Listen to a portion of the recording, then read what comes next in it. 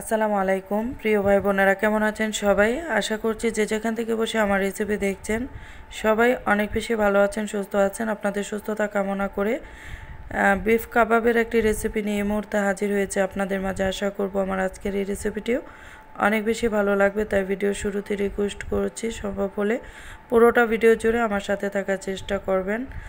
তো এই কাবাবটা কিভাবে বানাচ্ছি দেখার জন্য তো প্রথমে এখানে আমি 250 গ্রাম হাড্ডি ছাড়া হাড় ছাড়া গোশত নিয়েছি। এগুলোকে খুব ভালো করে ধুয়ে ক্লিন করে নিয়েছি আর ছোট ছোট টুকরো করে নিয়েছি। এতে করে এগুলো সিদ্ধ হতে অনেক সুবিধা হবে, খুব দ্রুত সিদ্ধ হয়ে যাবে।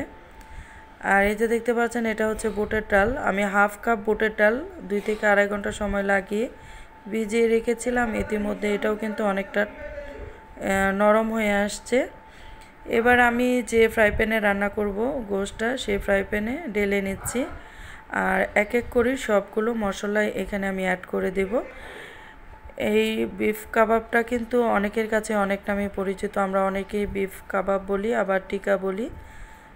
তবে যেটাই বলি না কেন, এটা কিন্তু খেতে অসম্ভব মজার হয়। তাই আমি বানাচ্ছি, ভাবলাম আপনাদের সাথে একটু শেয়ার করে ফেলি, হয়তো বা অনেকেরই উপকারে আসতে পারে। তো এখানে আমি এই তো ভালো করে ধুয়ে রাখা ডাল অ্যাড করে দিয়েছি আর 1.5 চা চামচ পরিমাণ আদা রসুনের পেস্ট অ্যাড করেছি। হাফ কাপের মতো পেঁয়াজ কুচি অ্যাড করেছি। স্বাদ অনুযায়ী লবণ, হলুদের গুঁড়ো, মরিচের গুঁড়ো, ধনিয়ার গুঁড়ো, জিরার গুঁড়ো অ্যাড করে দিয়েছি। এখানে আমি সব মশলাই 1 চা চামচ করে দিয়েছি, জাস্ট মরিচের পরিমাণটা অল্প বেশি দিয়েছি, 1.5 চা চামচ দিয়েছি। আর এখানে দারচিনি, এলাচ, কালো এলাচ, তেজপাতা, লবঙ্গ, গোলমরিচ অ্যাড করে দিয়েছি। এখানে আমি একটি তেজপাতা, একটি কালো এলাচ, 3টি লবঙ্গ, 3টি গোলমরিচ আর 4টি দিয়েছি সাদা এলাচ। আর এখানে জাস্ট অল্প কিছু সয়াবিন তেল অ্যাড করে দিলাম, প্রায় 2-3 টেবিল চামচ পরিমাণ হবে। এবার একত্রে খুব ভালো করে এগুলোকে মিশিয়ে নিচ্ছি মশলার সাথে। তো আমার আজকের এই রেসিপিটি যদি আপনাদের ভালো লেগে থাকে, আমাকে সাপোর্ট করার জন্য অন্ততপক্ষে 3 থেকে 4 মিনিট ভিডিওটি আগে দেখে আমার চ্যানেলটিকে সাবস্ক্রাইব করে পাশে থাকা বেল আইকনটি অন করে রাখুন। এতে করে যখন যে ভিডিও আমি আপলোড করব সবার আগে নোটিফিকেশন আপনাদের মোবাইলে পৌঁছে যাবে। আপনারা চাইলে সবার আগে আমার ভিডিওটি দেখে নিতে পারবেন। আর একটি করে লাইক দিতে ভুলবেন না প্লিজ। সম্ভব হলে ফ্যামিলি অ্যান্ড ফ্রেন্ডসদের সাথে আমার ভিডিওটি শেয়ার করে দিবেন, যাতে আপনাদের সাথে ওরাও দেখতে পারে, ওদেরকে দেখার সুযোগ করে দেবেন।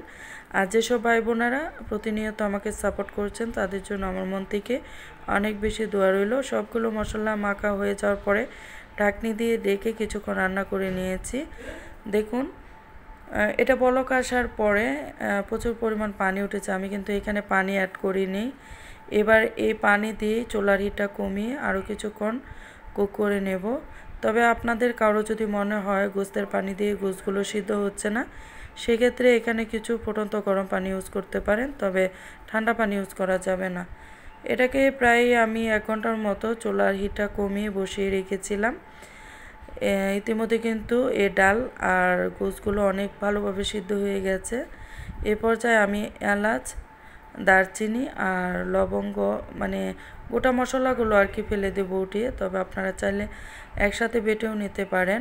তবে আপনাদের কাছে যদি কারো হাতে সময় কম থাকে তাহলে অল্প কিছু পানি দিয়ে এটাকে চুলার হিট বাড়িয়েও খুব দ্রুত সিদ্ধ করে নিতে পারেন, কোনো সমস্যা নাই। এবার এগুলোকে বাটার পালা, আমি শিলপাটায় বেটে নেব, তাই ঠান্ডা হওয়া পর্যন্ত অপেক্ষা করছি না। তবে কেউ যদি ব্লেন্ডার দিয়ে ব্লেন্ড করেন তাহলে অবশ্যই এগুলোকে ঠান্ডা করে নিতে হবে। তো এগুলোকে আমি বেটে নিয়েছি। এবার এখানে হাফ কাপ পেঁয়াজ কুচি আর কিছু পরিমাণ কাঁচামরিচ কুচি অ্যাড করে দিয়েছি। আর এখানে আমি অ্যাড করে দেব হাফ চা চামচের মতো গরম মশলার গুঁড়ো আর হাফ চা চামচ জিরার গুঁড়ো, জাস্ট অল্প কিছু লবণ আর একটি ডিম। আমি কিন্তু প্রথম লবণ দিয়েছি, তাই মাথায় রেখে অল্প লবণ এখানে অ্যাড করছি। যেহেতু আমি এখানে একটি ডিম, পেঁয়াজ কুচি, কাঁচামরিচ কুচি, সেই সাথে অল্প কিছু মশলা দিয়েছি, তাই জাস্ট অল্প কিছু লবণ দিয়েছি, বেশি দেওয়া যাবে না। বেশি দিয়ে দিলে কিন্তু এই কাবাবের টেস্টটা নষ্ট হয়ে যাবে। তাই অল্প কিছু দিতে হবে। আর এটাকে খুব ভালো করে হাত দিয়ে একত্রে আবারও মেখে নিতে হবে। আমি আগেও বলেছি, এখনও বলছি, আমরা জাল যে যেমন খেতে পছন্দ করি আমাদের টেস্ট অনুযায়ী বাড়িয়ে বা কমিয়ে দিয়ে দিলে হবে। তো এই তো ভালো করে মেখে নেওয়ার পরে আমি কাবাবের শেপটা দিয়ে দিচ্ছি। সাধারণত কাবাবের শেপটা যেভাবে দেওয়া হয় আর কি। তো এক এক করে সবগুলো কাবাব আমি এভাবেই বানিয়ে নেব। কম বেশি কিন্তু এখন সবার ঘরেই গোশত রয়েছে, আপনারা চাইলেও কিন্তু এই কাবাবটা এইভাবে বানিয়ে নিতে পারেন।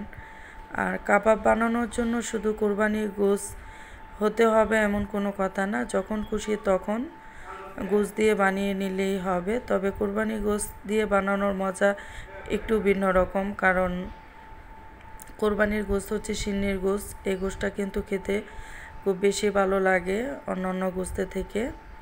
তো যাই হোক, সবগুলো কাবাব আমি এভাবেই বানিয়ে নিয়েছি এক এক করে। তো এগুলোকে এবার ভাজার পালা। অলরেডি একটি ফ্রাই প্যানে কিছু পরিমাণ সয়াবিন তেল আমি চুলোটাকে অন করে বসিয়ে রেখেছি। ইতিমধ্যে তেলটা অনেকটাই গরম হয়ে আসছে। এই পর্যায়ে আমি এক এক করে সবগুলো টিকা বা কাবাব অ্যাড করে দিচ্ছি। তো অনেক আপুরা কিন্তু আমার থেকেও ভালো করে এই কাবাব বানাতে পারেন আমি জানি। তো রান্নার ক্ষেত্রে একেবারেই যারা নতুন, কখনোই বানান নাই, তাদের হয়তো কোনো উপকারে আসতে পারে। বা অনেক বেচালার ভাইয়ারা দেশ এবং দেশের বাহির থেকে ভিডিওগুলো দেখেন, তারাও কিন্তু চান মাঝে মধ্যে এই টাইপের খাবারগুলো খেতে। তো আপনারা চাইলে কিন্তু আমার এই প্রসেসটা ফলো করতে পারেন। এভাবে যারা টিকাগুলো বানান তারা তো অবশ্যই জানেন এই টিকাটা কত টেস্টি।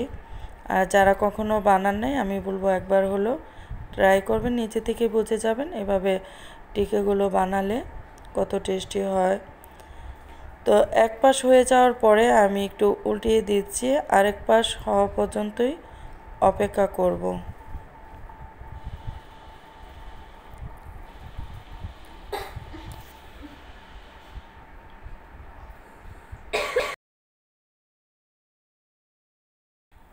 তো এই পাশটাও হয়ে গিয়েছে, আমি উল্টিয়ে পাল্টিয়ে এগুলোকে ফ্রাই করে নিয়েছি। আর এগুলোকে একটু সময় লাগিয়ে ভেজে নিতে হবে চুলার হিটটা কমিয়ে, তাহলে কিন্তু খুব সুন্দর করে ভাজা হবে এবং খুব সুন্দর করে কালারটা আসবে। তো ধৈর্য সহকারে কাজ করলে সবগুলো যে কোনো কাজই কিন্তু খুব সুন্দর হয়, কম বেশি আমরা সবাই জানি। তো উল্টিয়ে পাল্টিয়ে সবগুলো আমি ফ্রাই করে নিয়েছি। তৈরি হয়ে গেল আমার অনেক মজার কাবাব বা টিকা। তো আপনারা চাইলেও কিন্তু এভাবে তৈরি করতে পারেন যদি আপনাদের ভালো লাগে। আপনারা নিজে থেকে বুঝে যাবেন এটা কত টেস্টি হয়। তো ভিডিওটা আজকে এখানেই শেষ করব। তো ভালো থাকুন, সুস্থ থাকুন, যে যেখান থেকে ভিডিওটা দেখেছেন এতক্ষণ আমার সাথে থাকার জন্য অনেক বেশি ধন্যবাদ জানাচ্ছি। তো নেক্সটে আবারও কথা হবে অন্য কোনো ভিডিওতে। নেক্সট ভিডিও দেখার আমন্ত্রণ জানিয়ে এখানে বিদায় নিচ্ছি। আসসালামু আলাইকুম, আল্লাহ হাফেজ।